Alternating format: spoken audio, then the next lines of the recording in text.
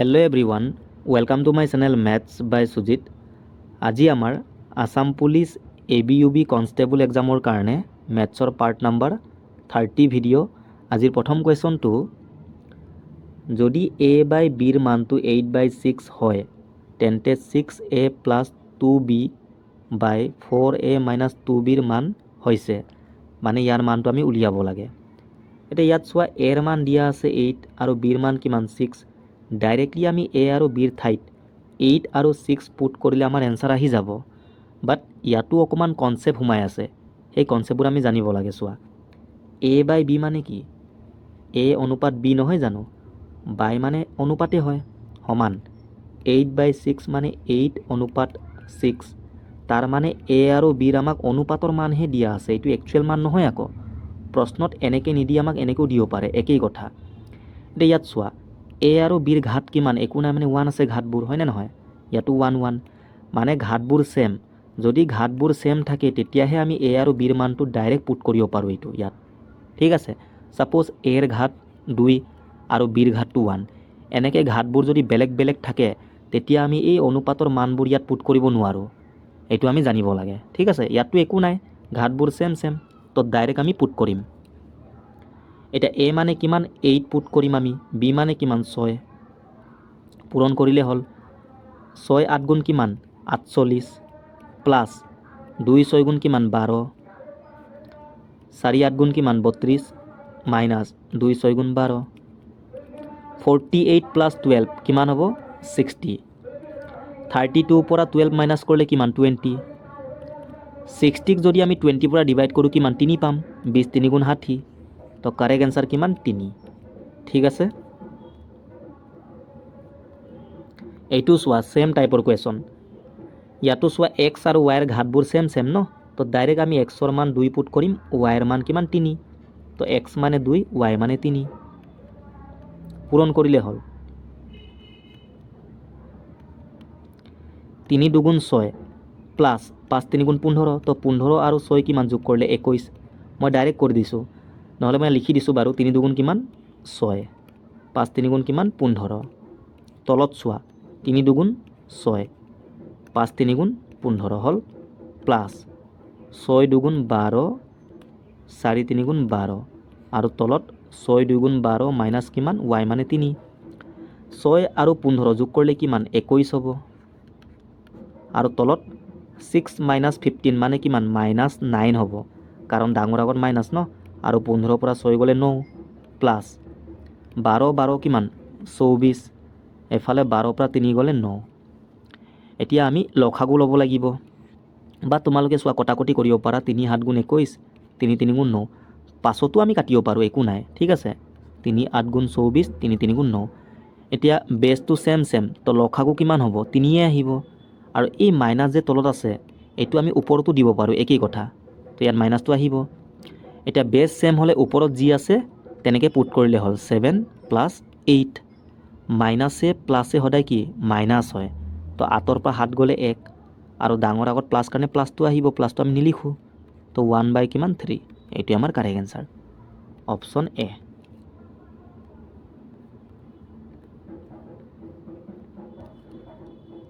The mean of the data series, মানে এই ছিৰিজটোৰ আমি মিন উলিয়াব লাগে। মিন মানে কি? এভাৰেজ, মানে গড়টো।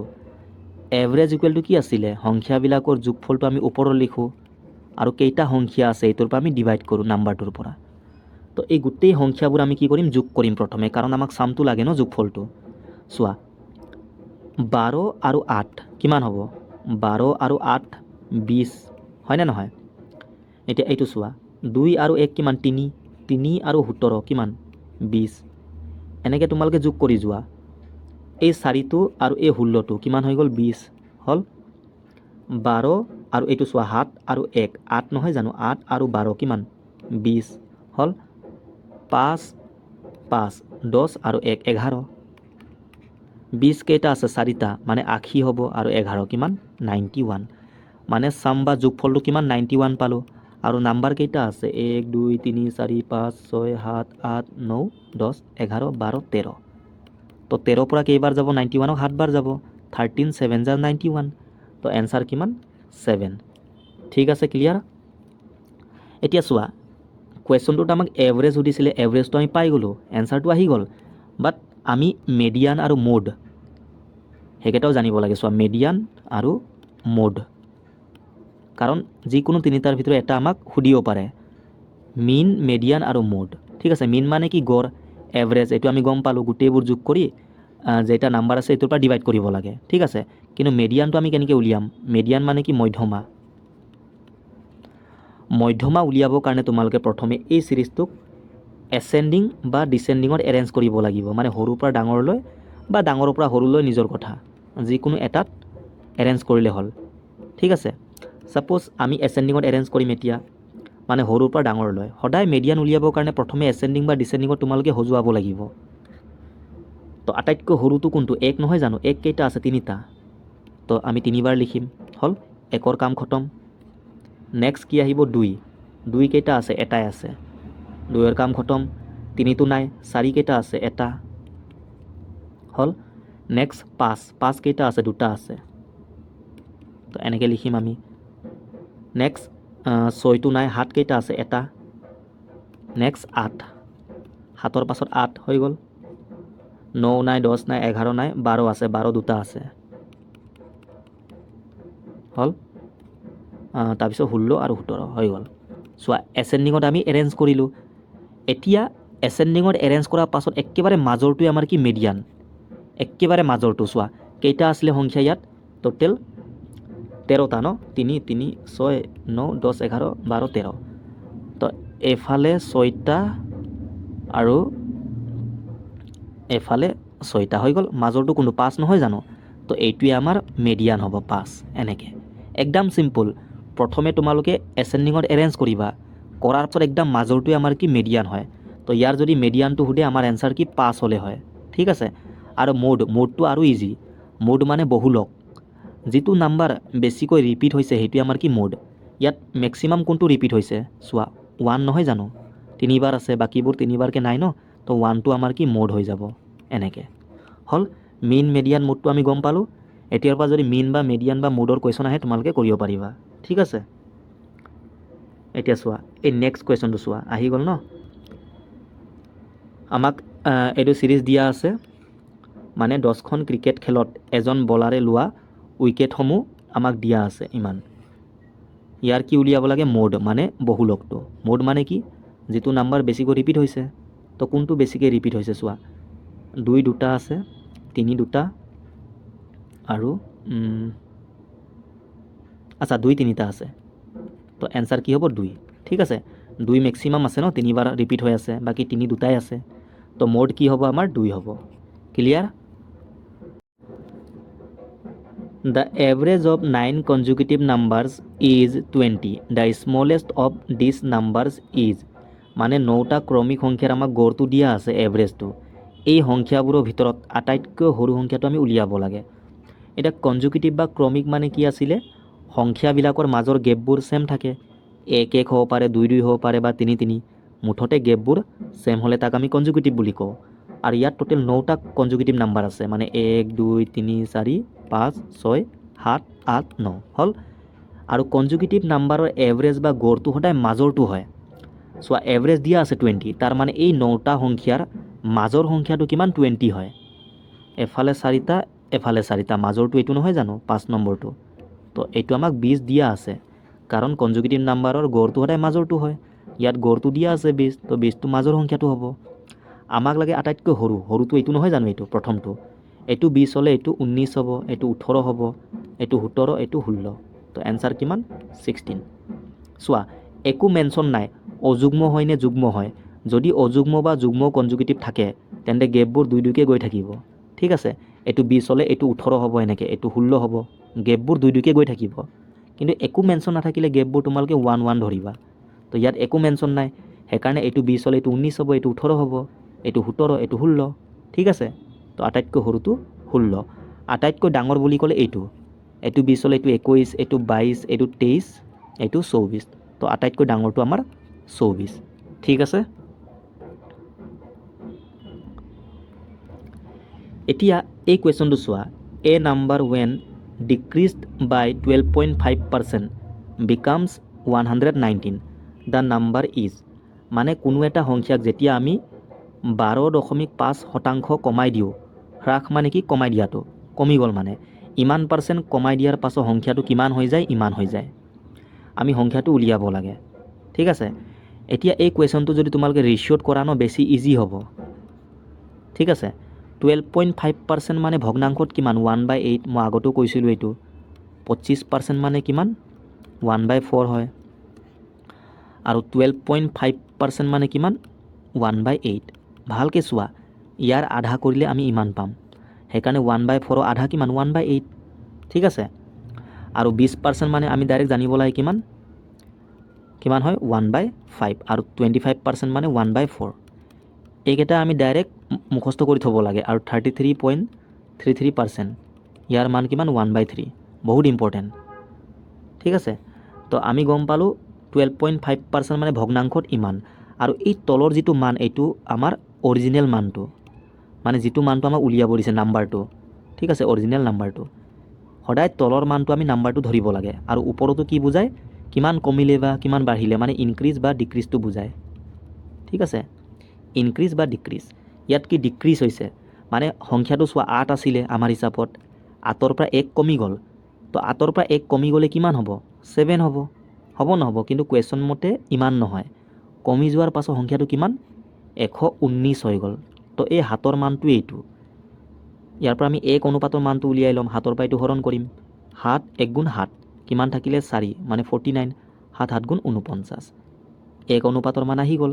আমাক নাম্বাৰটো লাগে, নাম্বাৰটো আমি কিমান ধৰিছোঁ 8, তো 8ৰ মান কিমান 1ৰ মানটোৰ লগত পূৰণ কৰিম, 8 7 গুণ কিমান 56, 5 থাকিলে 8 গুণ 8 আৰু 5 কিমান 13, তো 136, এইটোৱে নাম্বাৰটো। এনেকৈ তোমালোকে চিম্পলি কৰিবা, ঠিক আছে। বা চোৱা বেছিকতো কৰিব পাৰোঁ, টাইম নালাগে। ছাপ'জ মই নাম্বাৰটো x ধৰিলোঁ, এতিয়া এই নাম্বাৰটো কিমান কমি গ'ল 12.5%, এইটো মানে 1/8 আছিলে, মানে 8ৰ পৰা 1 কমি গ'ল, তো কিমান হৈ যাব 7/8, হ'ব নহ'ব? কিন্তু কুৱেশ্যন মতে কিমান হৈ গ'ল 109, এইটো। তো চোৱা এইটো কটাকটি কৰা, 7ৰ পৰা এইটো কেইবাৰ যাব 17 বাৰ। এতিয়া এইটো ক্ৰছ মাল্টিপ্লাই কৰিম, তো x 1 জাৰ x, 8 আৰু 17 পূৰণ কৰিলে কিমান 136, চোৱা একেই আহিলে, হয়নে নহয়? ঠিক আছে, এইটো ছেম টাইপ, একে এতিয়াৰ দৰে। 20% মানে কিমান 1/5 আছিলে, ইয়াত চোৱা ইনক্ৰিজ বুলি কৈছে, মানে 5ৰ পৰা 1 কি বাঢ়ি গ'ল, তো আমাৰ হিচাপত কিমান 6 হৈ যাব, হয়নে নহয়? কিন্তু কুৱেশ্যন মতে কিমান হৈ গ'ল 72, তো 1ৰ মান কিমান 6ৰ পৰা এইটো কেইবাৰ যাব 12 বাৰ যাব। আমাক লাগে নাম্বাৰটো কি আছিলে 5, তো 5 পূৰণ 12 কিমান 60, চোৱা আহি গ'ল ন। এনেকৈ চিম্পলি কৰিবা তোমালোকে, ঠিক আছে। Next, Rabi plans to tile his kitchen floor with square tiles, মানে ৰবিয়ে কিটচেন ফ্ল'ৰটোত স্কোৱাৰ টাইলছ লগোৱাৰ কি প্লান কৰিছে। Each of the tile has side of 10 centimetre, আৰু টাইলছৰ যিটো বাহুৰ মান কিমান 10, কাৰণ টাইলছটো কি বৰ্গাকৃতিৰ ন, মানে গোটেই বাহুবোৰ সমান, বাহুবোৰ কিমানকৈ দিয়া আছে 10 চেণ্টিমিটাৰকৈ। The kitchen is 2.4 metre long and 1.6 metre wide, মানে এই কিটচেন ফ্ল'ৰটো কি আয়তাকাৰ হ'ব, কাৰণ দৈৰ্ঘ্য আৰু প্ৰস্থ দিয়া আছে ন। দৈৰ্ঘ্য কিমান 2.4 মিটাৰ, ৱাইড মানে বহলটো মানে প্ৰস্থ, এইটো 1.6 মিটাৰ। এতিয়া এই কিটচেন ফ্ল'ৰটোত মানে স্কোৱাৰ টাইলছ লগাব এনেকৈ। তো এইটোৱে সুধিছে how many tiles will Rabi need, মানে কিমানটা টাইলছৰ প্ৰয়োজন হ'ব ইয়াত লগাবৰ কাৰণে। নাম্বাৰটো সুধিছে, টাইলছৰ সংখ্যাটো। তো যেতিয়াও নাম্বাৰ সোধে ন, তোমালোকে চিম্পলি কি কৰিবা, এই ডাঙৰটোৰ এৰিয়াটো মানে কিটচেন ফ্ল'ৰটোৰ এৰিয়াটোক এই সৰুটোৰ এৰিয়াৰ পৰা ডিভাইড কৰিব লাগে, মানে স্কোৱাৰ টাইলছৰ এৰিয়াৰ পৰা ডিভাইড কৰিব লাগে, ইমানেই, ঠিক আছে। তো এৰিয়াটো আমি জাষ্ট পুট কৰিব লাগে, এনচাৰ আহি যাব। আৰু এটা কথা, এককবোৰ ছেম হ'ব লাগে। চোৱা কিটচেন ফ্ল'ৰৰ যিটো মেজাৰমেণ্ট মিটাৰত আছে, আকৌ টাইলছৰ মেজাৰমেণ্টটো চেণ্টিমিটাৰত আছে, মিলা নাই ন। তো আমি এটা কাম কৰিম, এই মিটাৰকেইটাক চেণ্টিমিটাৰ কনভাৰ্ট কৰি দিম। 2.4 মিটাৰ মানে কি 24/10 নহয় জানো, এটাৰ আগত পইণ্ট আছে, পইণ্টটো গুচালে 10 আহি যাব। আৰু 1 মিটাৰ মানে 100 চেণ্টিমিটাৰ, তো ইয়াক মিটাৰত নিবৰ কাৰণে চেণ্টিমিটাৰত নিবৰ কাৰণে আমি 100ৰ পৰা পূৰণ কৰিম, এটা শূন্য কাটি যাব, 24 আৰু 10 কিমান 240, ইমান চেণ্টিমিটাৰ। তেনেকৈ 1.6 মিটাৰ মানে কিমান 160 চেণ্টিমিটাৰ হৈ গ'ল। এতিয়া চোৱা গোটেইবোৰ চেণ্টিমিটাৰত আহি গ'ল, তো জাষ্ট পুট কৰিম, এনচাৰ আহি যাব। তো কিটচেন ফ্ল'ৰটোৰ এৰিয়া কিমান দৈৰ্ঘ্য পূৰণ প্ৰস্থ, দৈৰ্ঘ্য কিমান পালোঁ 240 আৰু প্ৰস্থ 160 আৰু স্কোৱাৰ টাইলছৰ এৰিয়া কিমান বাহু পূৰণ বাহু 10 × 10 হৈ গ'ল, দুটা শূন্য কাটি গ'ল, 24 আৰু 16 এইটো আমি পূৰণ কৰিম। ঠিক আছে, কিমান আহিব ঠিকে আছে 384 হ'ল। অপশ্যন ডিটো হ'ব লাগে এইটো। ঠিক আছে, তো এনেকৈ চিম্পলি তোমালোকে ডিভাইড কৰিলে হ'ল। আৰু এটা আছে এনেকুৱা টাইপৰ কুৱেশ্যন, এইটো চালে তোমালোকৰ ক্লিয়াৰ হৈ যাব। চোৱা এইটো same. How many rectangular tiles of dimensions 10 cm × 8 cm are required to cover the floor of a hall having dimension this? ইয়াতো চোৱা হাউ মেনি ৰেক্টেংগুলাৰ টাইলছ কিমান মানে প্ৰয়োজন হ'ব, ডাইমেনশ্যন দিয়া আছে টাইলছৰ এইটো। মানে ইয়াত টাইলছটো কি বৰ্গাকৃতি নহয়, দৈৰ্ঘ্য আৰু প্ৰস্থ বেলেগ বেলেগ ন, সেইকাৰণে টাইলছটো কি আয়তাকাৰ হ'ব। দৈৰ্ঘ্য আৰু প্ৰস্থৰ মান দিয়া আছে, এইটো দৈৰ্ঘ্য এইটো প্ৰস্থ। টু কভাৰ দ্য ফ্ল'ৰ, এটা ফ্ল'ৰ আছে, সেই ফ্ল'ৰটোৰ মানে ডাইমেনশ্যন দিয়া আছে। ছাপ'জ এইটো কি ফ্ল'ৰটো, ইয়াৰ ডাইমেনশ্যন কিমান 12 আৰু 10। এতিয়া ইয়াত কি টাইলছ লগাব, টাইলছটো কেনেকুৱা টাইপৰ 10 আৰু 8, মানে দৈৰ্ঘ্য 10 আৰু এইটো কিমান প্ৰস্থটো 8। তো এনেকুৱা টাইপৰ মানে টাইলছ কিমানটা প্ৰয়োজন হ'ব ইয়াত লগাবৰ কাৰণে। ঠিক আছে, আগৰ দৰে চেম। তো নাম্বাৰটো উলিয়াব লাগে, ডাঙৰটো কোনটো 12 × 10, কিন্তু ইয়াত চোৱা এইটো মিটাৰত আছে, আকৌ এইটো চেণ্টিমিটাৰত। তো 12 মিটাৰ মানে কিমান চেণ্টিমিটাৰ 1200 হ'ব, 100ৰ পৰা পূৰণ কৰিম ন। 10 মিটাৰ মানে কিমান 1000 নহ'ব জানো। এতিয়া এইটো চেণ্টিমিটাৰত আহি গ'ল, আৰু তলত 10 × 8 হ'ব, এইটোৱে। এইটোৰ পৰা এইটো কাটি দিলোঁ, ঠিক আছে, নহ'লে এইটো কাটি দিয়া এইটো, কাৰণ এইটো 1000 নহয় জানো। 1000 আৰু 8ৰ পৰা ডাইৰেক্ট কেইবাৰ যাব 125 বাৰ হ'ল। ওপৰত কিমান 120 আৰু 125 থাকিলে, তো 125 লগত 12টো পূৰণ কৰা। চোৱা ডাইৰেক্ট আমি কৰিম, 12 5 গুণ কিমান 60, 6 থাকিলে, 12 2 গুণ কিমান 24 আৰু 6 কিমান 30, 3 থাকিলে, 12 1 গুণ 12 আৰু 3 কিমান 15, আৰু এটা শূন্য আছে আহি যাব। তাৰ মানে 15,000 আমাৰ কাৰেক্ট এনচাৰ। ঠিক আছে, দুইটা একে টাইপৰ কুৱেশ্যন আছিলে। এনেকুৱা টাইপৰ কুৱেশ্যন আহিলে তোমালোকে ডাইৰেক্ট ডিভাইড কৰি দিবা। নেক্সট ইয়াত চোৱা হৰণ আৰু পূৰণ আছে, তো ফাৰ্ষ্ট আমি হৰণবোৰ কৰিম। এতিয়া ইয়াতো দুটাৰ আগত পইণ্ট, ইয়াতো দুটাৰ আগত পইণ্টটো চেম হ'লে পইণ্টবোৰ কাটি যাব ন।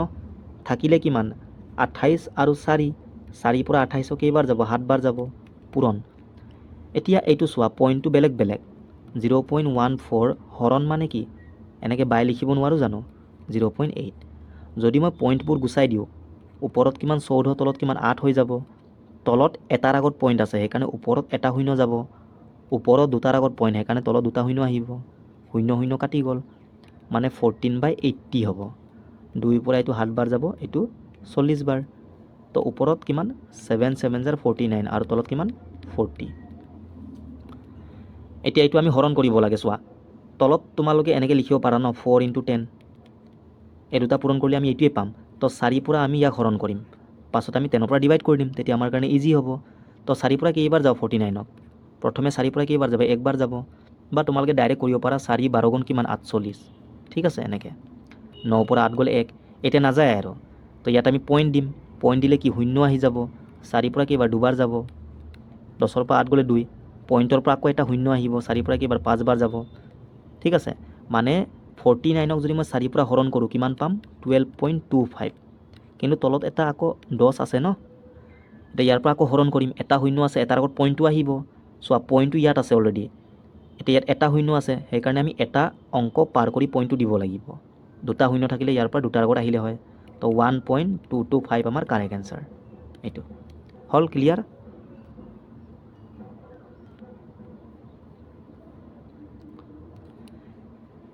(39/20) প্লাছ কিমান 3/10 মাইনাছ 5/4, জাষ্ট প্লাছ মাইনাছ কৰিব লাগে।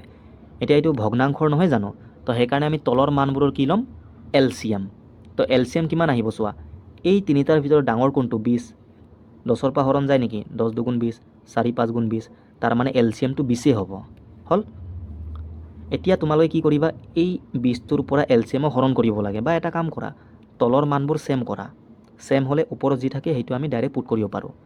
ইয়াততো 20 20 সেম সেম, তো সেইকাৰণে ওপৰত যি আছে ডাইৰেক্ট পুট কৰিম আমি প্লাছ। ইয়াক 20 বনাবৰ কাৰণে কি পূৰণ কৰিম 2, এলচিএম লগত মিলাব লাগে। ইয়াত 2 পূৰণ কৰিলে ইয়াতো 2, আমাক ওপৰতো লাগে 3 2 6 মাইনাছ। ইয়াক 20 বনাবৰ কাৰণে আমি 5 পূৰণ কৰিম, 4 5 গুণ 20, তো ইয়াতো 5 5 5 গুণ 25 এনেকৈ। তো এইটো যোগ কৰিলে কিমান হ'ব 45, ইয়াৰ পৰা মাইনাছ কৰিব লাগে 25 আৰু তলত কিমান 20, তো কিমান হ'ব ওপৰত 20 তলতো 20, মানে 1 আমাৰ কাৰেক্ট এনচাৰ হ'ল। Clear? Next, the ratio between the ages of Rahul and Savitri is 6:5 and the sum of their ages is 44. The ratio of their age after 8 years. চোৱা, ৰাহুল আৰু সাবিত্ৰীৰ বয়সৰ অনুপাত দিয়া আছে, তাৰ মানে এইটো বৰ্তমান বয়সৰ অনুপাত, একো মেনশ্যন নাই, আৰু তেওঁলোকৰ বয়সৰ যোগফলো দিয়া আছে। এতিয়া অনুপাতৰ মতে যোগফলটো কিমান? ৰাহুল আৰু সাবিত্ৰীৰ বয়সৰ যোগফল কিমান? 6 আৰু 5 11 অনুপাতৰ মতে, কিন্তু একচুৱেল মতে 11 নহয়, কিমান? যোগফলটো 44। ইয়াৰ পৰা 1ৰ মানটো উলিয়াই দিয়া, 11ৰ পৰা 4 বাৰ যাব। এতিয়া ৰাহুলৰ বয়সটো কিমান? 6 অনুপাত, তো 6 4 গুণ কিমান? 24। ৰাহুলৰ বৰ্তমান বয়সটো আমি পাই গ'লোঁ এইটো। আৰু সাবিত্ৰীৰ কিমান? 5 4 গুণ 20 আহি গ'ল, বৰ্তমান বয়সবোৰ পাই গ'লোঁ। আমাক কৈছে অনুপাতটো উলিয়াবলৈ, কেতিয়াৰ? 8 বছৰ পাছৰ। তো আজি 24 হ'লে 8 বছৰ পাছত কিমান? 8 যোগ কৰিম, ইয়াতো 8 যোগ কৰিম, তো এইটো কিমান? 32 আৰু এইটো কিমান? 28। এতিয়া 8 বছৰ পাছৰ বয়সটো আহি গ'ল, ইয়াৰ অনুপাতটো আমাক উলিয়াব দিছে। তো 4 পৰা যাব, 4 8 গুণ 32, 4 7 গুণ 28, মানে 8 অনুপাত 7, এইটোৱে হ'ল। ক্লিয়াৰ? এইটো চোৱা, ৰেচিঅ'ৰ কুৱেশ্যন, এনেকুৱা টাইপৰ কুৱেশ্যন আগতে আমি কৰিছোঁ প্ৰেক্টিচ ছেটবোৰত। এ আৰু বিৰ অনুপাত দিয়া আছে, বি আৰু চিৰো দিয়া আছে, এ বি চিৰ অনুপাতটো আমি উলিয়াব লাগে। এ আছে, বি আছে, চি আছে। এ আৰু বিৰ মান কিমান? 7 9, বি আৰু চিৰ কিমান? 5 11 হ'ল। এতিয়া ইয়াৰ ওচৰত কি 9 আছে, সেইকাৰণে 9টো আহি যাব। ইয়াৰ ওচৰত কিমান? 5। এতিয়া আমি পূৰণ কৰিব লাগে অকল, 7 5 জাৰ 35, 9 5 জাৰ 45, 9 11 জাৰ 99, এইটোৱে আহি গ'ল ন। বা আমি এনেকৈ কৰিব পাৰোঁ, চোৱা, ইয়াত কোনটো টাৰ্মছটো একে? বি ইয়াতো আছে, বি ইয়াতো আছে, কিন্তু ইয়াত বিৰ মানটো 9, ইয়াত বিৰ মানটো কিমান? 5, মিলা নাই। চোৱা, একে টাৰ্মছৰ মান বেলেগ বেলেগ, সদায় আমি একে কৰিব লাগে। তো এটা কাম কৰিম, ইয়াত কি বিৰ মানটো 5, এই 5টো মই ইয়াত পূৰণ কৰিম, তো 9 5 গুণ 45 হ'ব। আৰু বিৰ মান ইয়াত কিমান? 9, এই 9টো মই ইয়াত পূৰণ কৰিম, তো এইটো 45, এইটো 45, মিলি যাব ন। ঠিক আছে, এতিয়া চোৱা, এ বি চি, ইয়াত 5 পূৰণ কৰিলে আমি ইয়াতো 5 পূৰণ কৰিম, কাৰণ অনুপাতটো একেলগে আছে। তো এৰ মান কিমান? 5 7 গুণ 35, আৰু বিৰ মানটো 5 9 গুণ 45, ইয়াতো 45, আৰু ইয়াত 9 পূৰণ কৰা মানে ইয়াতো 9, 9 আৰু 11 কিমান? 99। চ' আহি গ'ল ন এনেকৈ। ঠিক আছে, এইটো ছেম টাইপ, এ আৰু বিৰ অনুপাত দিয়া আছে, চি বিৰ অনুপাত দিয়া আছে, চি ডিৰ অনুপাত দিয়া আছে, আমাক অকল এ আৰু ডিৰ লাগে।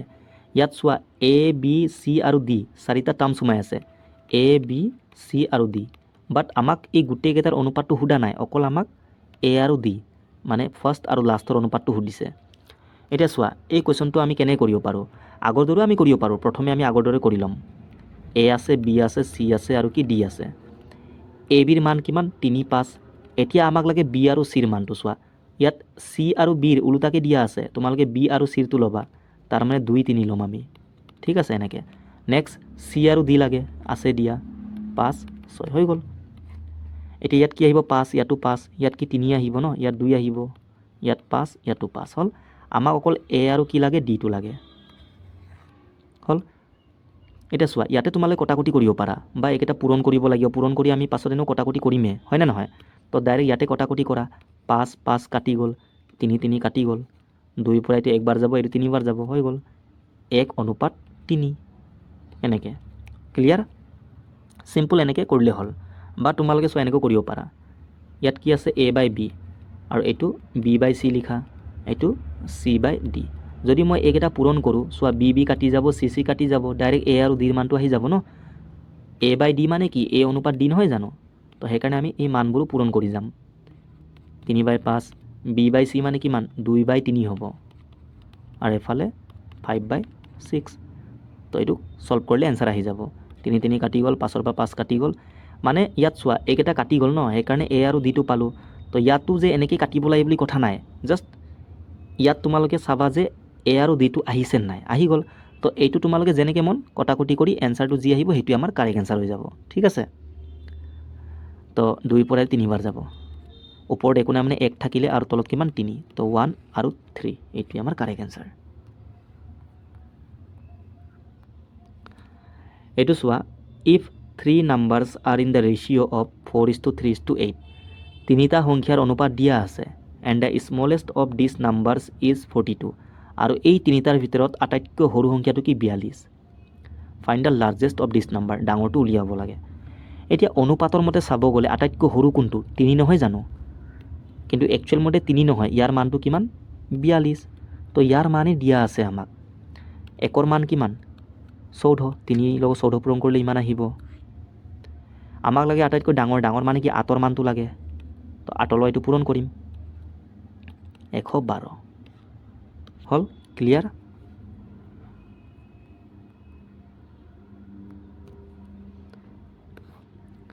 The ratio of the sides of a triangle is 1/2, 1/3, 1/4, মানে এটা ত্ৰিভুজৰ বাহু তিনিটাৰ অনুপাত দিয়া আছে, এণ্ড ইটছ পেৰিমিটাৰ, আৰু সেই ত্ৰিভুজৰ মানে পৰিসীমা দিয়া আছে।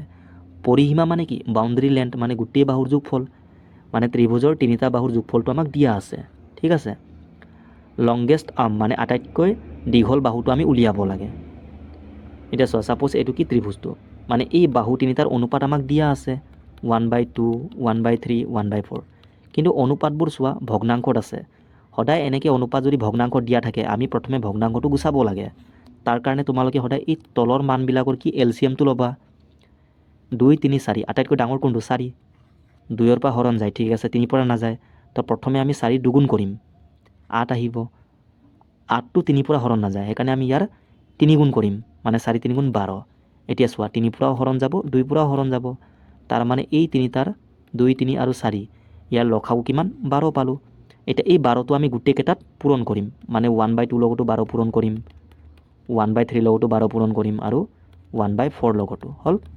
এতিয়া চোৱা 2 পৰা এইটো 6 বাৰ যাব, তো 6 1 গুণ 6, 3 পৰা 12ক 4 বাৰ যাব, 4 1 গুণ 4, 4 পৰা 12ক 3 বাৰ যাব। তো বাহু তিনিটাৰ অনুপাতটো আহি গ'ল 6, 4, 3। এতিয়া অনুপাতৰ মতে পৰিসীমাটো কি হ'ব, গোটেইবোৰ যোগ কৰিম, কিমান হ'ব 13 নহ'ব জানো। অনুপাতৰ মতে পৰিসীমাটো 13, কিন্তু একচুৱেল মতে কিমান 104। তো একৰ মান কিমান 13 লগত, মানে এইটো হৰণ কৰিব লাগে 13 পৰা, কেইবাৰ যাব 8 বাৰ যাব। 8 3 গুণ 24, 4 থাকিলে 2 কৰিলে 8 1 গুণ 8 আৰু 2 কিমান 10, আহিলে নাই। তো 1 অনুপাতৰ মান 8 পালোঁ। আমাক আটাইতকৈ দীঘল বাহুটোৰ মান লাগে কোনটো 6 নহয় জানো। তো 6 8 গুণ কিমান 48, এইটোৱে হ'ল। ক্লিয়াৰ?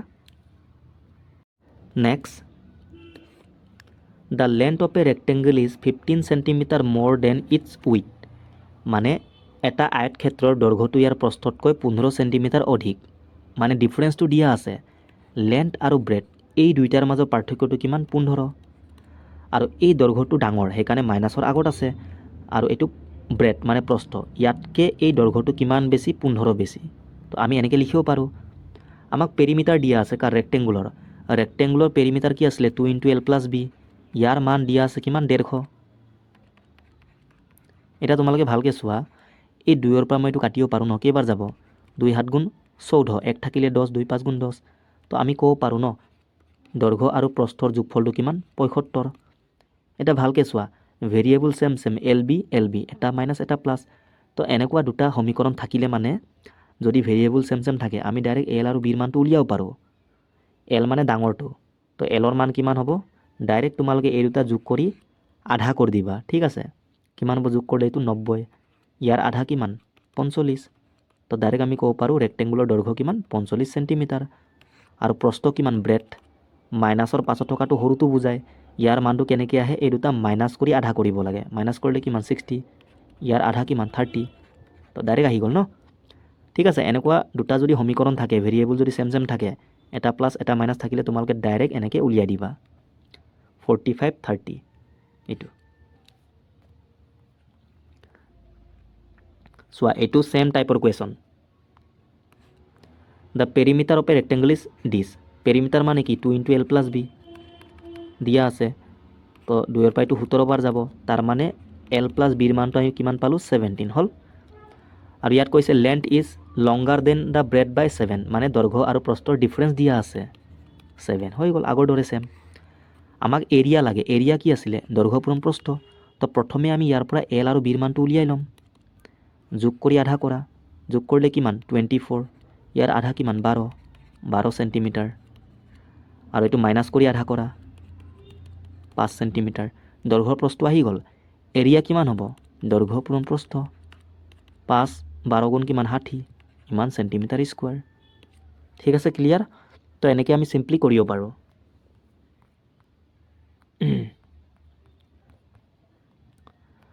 এইটো চোৱা, a wheel can cover a distance of 22 kilometre in 1000 rounds, the radius of the wheel. চোৱা, এনেকুৱা টাইপৰ কুৱেশ্যন আমি প্ৰেক্টিছ এইটো কৰা নাছিলোঁ, সেইকাৰণে মই লৈ আহিছোঁ এইটো। তোমালোকৰ এডিআৰিত আহিছিলে, ঠিক আছে, শিকি থোৱাটো আমাৰ কাৰণে ভাল। বাকী মেনচুৰেশ্যন চেপ্টাৰৰে কুৱেশ্যন এইটো একদম ইজি হয়, একো টান নহয়, তোমালোকে কনচেপ্টটো বুজিলে হ'ল। এটা কি হুইল আছে, চকা আছে, কেন কভাৰ এ ডিষ্টেঞ্চ, টোটেল কিমান ডিষ্টেঞ্চ কভাৰ কৰিছে হুইলটো 22 কিলোমিটাৰ, আৰু কিমান ৰাউণ্ডত 1000 ৰাউণ্ড। ছাপ'জ চোৱা, এইটো এটা হুইল, হুইলটো কি চাৰ্কুলাৰ টাইপ ন, ৰাউণ্ড থাকিব। ইয়াৰ পৰা জাৰ্ণি ষ্টাৰ্ট কৰিছে, তো ইয়াৰ পৰা গৈ গৈ গৈ গৈ ছাপ'জ ইয়াত আহি পালে, টোটেল ডিষ্টেঞ্চ কিমান কভাৰ কৰিছে 22 কিলোমিটাৰ, ঠিক আছে, ইয়াৰ পৰা ইয়ালৈকে। আৰু কিমান ৰাউণ্ড মাৰিছে 1000 ৰাউণ্ড, মানে ৰিভলিউশ্যনটো, চক্কৰটো, ঘূৰ্ণন, ঠিক আছে, মানে 1 ৰাউণ্ড 2 ৰাউণ্ড কৰি কৰি টোটেল 1000 ৰাউণ্ড মাৰিছে। এইটো হ'ল ৰিভলিউশ্যন, ইয়াক আমি ৰিভলিউশ্যন বুলি কওঁ। 1000 ৰাউণ্ড মাৰি কিনি 22 কিলোমিটাৰ ডিষ্টেঞ্চ কভাৰ কৰিছে হুইলটো। এতিয়া তোমালোকে ভালকৈ চোৱা, এই হুইলটো যেতিয়া ছাপ'জ ইয়াৰ পৰা ষ্টাৰ্ট কৰিলে, ঠিক আছে, এই পইণ্টৰ পৰা যেতিয়া 1 ৰাউণ্ড কমপ্লিট কৰিব, এই গোটেই ছাৰ্ফেচটো টাচ হ'ব নহ'ব হুইলৰ বাউণ্ডেৰীটো। তো এটা বাউণ্ডেৰী মানে কি পেৰিমিটাৰ নহয় জানো, চাৰ্কুলৰ পেৰিমিটাৰ মানে কি এই বাউণ্ডেৰী লেনটো নহয় জানো। তো 1 ৰাউণ্ডত এটা পেৰিমিটাৰ কমপ্লিট কৰিব 2πr, বৃত্তৰ পেৰিমিটাৰ মানে কি 2πr নহয় জানো। তো 1 ৰাউণ্ডত কিমান ডিষ্টেঞ্চ কভাৰ কৰিব এই হুইলটো 2πr, ইমান কভাৰ কৰিব। ইয়াত কৈছে কিমান ৰাউণ্ড কমপ্লিট কৰিছে 1000 ৰাউণ্ড। তো 1 ৰাউণ্ডত ইমান ডিষ্টেঞ্চ কভাৰ কৰে হুইলে, 1000 ৰাউণ্ডত কিমান কৰিব, ইয়াৰ লগত আমি 1000টো পূৰণ কৰিম। তো 1000 ৰাউণ্ডত টোটেল কিমান ডিষ্টেঞ্চ কভাৰ কৰিব হুইলটো ইমান, এইটো মানে ৰিভলিউশ্যন লগত আমি পেৰিমিটাৰটো পূৰণ কৰিলে টোটেল ডিষ্টেঞ্চটো পাই যাওঁ, ঠিক আছে। আৰু এই টোটেল ডিষ্টেঞ্চটোৰ মান আমাক দিয়া আছে কিমান 22 কিলোমিটাৰ, এইটোৱে। ইয়াৰ পৰা এটা ফৰ্মুলা আহে, ভালকৈ চোৱা, 22 মানে কি ডিষ্টেঞ্চ, আৰু 1000 কি হয় ৰিভলিউশ্যন মানে নাম্বাৰটো, আৰু এইটো 2πr। তো এই ফৰ্মুলাটো তোমালোকে পাৰিলে মনত থ'ব পাৰা, বাট ফৰ্মুলা মনত নাথাকিলেও একো নাই, কনচেপ্ট পৰা চোৱা ডাইৰেক্ট আহি গ'ল ন। ফৰ্মুলা ক'ৰ পৰা আহে, কনচেপ্ট পৰাইতো আহে। তুমি নিজেই কোৱা, 1 ৰাউণ্ড মানে কি এটা চাৰ্কুমফাৰেঞ্চ। তো 1 ৰাউণ্ডত কিমান ডিষ্টেঞ্চ কভাৰ কৰিব 2πr, 1000 ৰাউণ্ডত ইমান ডিষ্টেঞ্চ কভাৰ কৰিব, এইটো হ'ল টোটেল ডিষ্টেঞ্চ, আৰু এইটো আমাক দিয়া আছে 22 কিলোমিটাৰ, হৈ গ'ল। তো তোমালোকে এই ফৰ্মুলাটো মনত থ'ব পাৰা, distance equal to n × 2πr, ঠিক আছে। এতিয়া আমি কুৱেশ্যন ডাইৰেক্ট কৰিম, চোৱা, d ইকুৱেল টু কি পালোঁ n × 2πr, n মানে নাম্বাৰ অফ ৰিভলিউশ্যন, কিমান ৰাউণ্ড মাৰিছে, ডিষ্টেঞ্চ কিমান 22 কিলোমিটাৰ। আচ্ছা, এনচাৰবোৰ চোৱা, অপশ্যনত কি মিটাৰত দিয়া আছে, তো আমি কিলোমিটাৰক মিটাৰত কনভাৰ্ট কৰিবৰ কাৰণে 1000 পৰা পূৰণ কৰিব লাগিব, কাৰণ 1000 মিটাৰে 1 কিলোমিটাৰ, হয়নে নহয়। n মানে কিমান 1000 দিয়া আছে, 2 পাই মানে কিমান 22/7, আৰৰ মানটো আমি উলিয়াব লাগে ব্যাসাৰ্ধটো, হুইলটোৰ মানে এই ব্যাসাৰ্ধটো, ঠিক আছে। তো এইটো ছল্ভ কৰিলে এনচাৰ আহি যাব। চোৱা, 1000 পৰা 1000 কাটি গ'ল, আৰু এই 22ৰ পৰা এইটো 22 কাটি গ'ল ওপৰ ন। তো এফালে একো নাই মানে 1 থাকিলে, আৰু এফালে অকল কি 2r/7, এইটো r, ঠিক আছে। ক্ৰছ মাল্টিপ্লাই কৰিলে কিমান 2r = 7, তো আৰৰ মান কিমান 7/2 আহিলে, 7ক 2ৰ পৰা ডিভাইড কৰিলে কিমান 3.5, ইমান মিটাৰ, এইটোৱে হ'ল। ক্লিয়াৰ। জাষ্ট তোমালোকে এককটো চাবা, মানে ব্যাসাৰ্ধটো আমাক মিটাৰত লাগে ন। এতিয়া এই 22টো কিলোমিটাৰত দিয়া আছিলে, 1 কিলোমিটাৰ মানে কিমান 1000 মিটাৰ হয়। তো সেইকাৰণে 22 কিলোমিটাৰক আমি মিটাৰত নিবৰ কাৰণে 1000 পৰা পূৰণ কৰি দিলোঁ, এতিয়া এইটো মিটাৰ হৈ গ'ল, ঠিক আছে। তো কটাকটি কৰিলোঁ, এনচাৰটো পাই গ'লোঁ। আৰু এটা কুৱেশ্যন লৈ আহিছোঁ মই একে টাইপৰ, যাতে তোমালোকৰ কনচেপ্টটো ক্লিয়াৰ হয়। এইটো চোৱা, ছেম টাইপৰ question. A wheel covers a distance of 22 kilometre. ইয়াতো কিমান ডিষ্টেঞ্চ কভাৰ কৰিছে? 22 kilometre. The radius of the wheel, ইয়াত ব্যাসাৰ্ধ দিয়া আছে হুইলটোৰ। Find the number of revolution, এনৰ মানটো উলিয়াব লাগে। তো ফৰ্মুলা কি আছিলে? D equal to N into 2πr। Just put কৰা। ডিষ্টেঞ্চ কিমান? আচ্ছা এইটো চোৱা, মিটাৰ, এইটো কিলোমিটাৰ, তো ইয়াকো আমি মিটাৰত কনভাৰ্ট কৰিম। তো 22,000 নহ'ব জানো? 1000 পূৰণ কৰি দিলোঁ। আমি এনৰ মানটো উলিয়াব লাগে, নাম্বাৰটো। 2 ইনটু পাই মানে কিমান? 22/7। আৰু আৰ মানে কিমান? 7/4 দিয়া আছে। তো 7 কাটি গ'ল। চোৱা, এই 22ৰ পৰা এইটো 1000 বাৰ যাব, হয়নে নহয়? আকৌ এই 2 পৰা মই এইটো 4 কাটি দিলোঁ। ইয়াত কি থাকিলে? 1000 থাকিলে। আৰু এফালে ওপৰত অকল এন থাকিলে, তলত 2 থাকিলে। তো ক্ৰছ মাল্টিপ্লাই কৰিলে কিমান? N equal to 2000। সেইটোৱে চিম্পল। আচ্ছা, আৰু নাই আৰু। তো এইকেইটাই আছিলে টোটেল। আজি মই 20টা কুৱেশ্যন ছল্ভ কৰালোঁ, গোটেইকেইটা ইম্পৰ্টেণ্ট হয়। ঠিক আছে, আৰু তোমালোকে এটা কাম কৰিবা, টেলিগ্ৰামত জইন হৈ যাবা। তাত মই PDF বোৰ চেণ্ড কৰি দিম। আৰু কিবা ডাউট থাকিলে তোমালোকে টেলিগ্ৰাম চেনেলত সুধিব পাৰা বা কমেণ্ট ছেকশ্যনত। ঠিক আছে, আৰু ভিডিঅ'টো চাই ভাল লাগিলে তোমালোকে লাইক কৰি দিবা, শ্বেয়াৰ কৰি দিবা। আৰু নিউকৈ যদি আহিছা তেন্তে চেনেলটো ছাবস্ক্ৰাইব কৰি দিবা। ঠিক আছে, থেংক ইউ, বাই।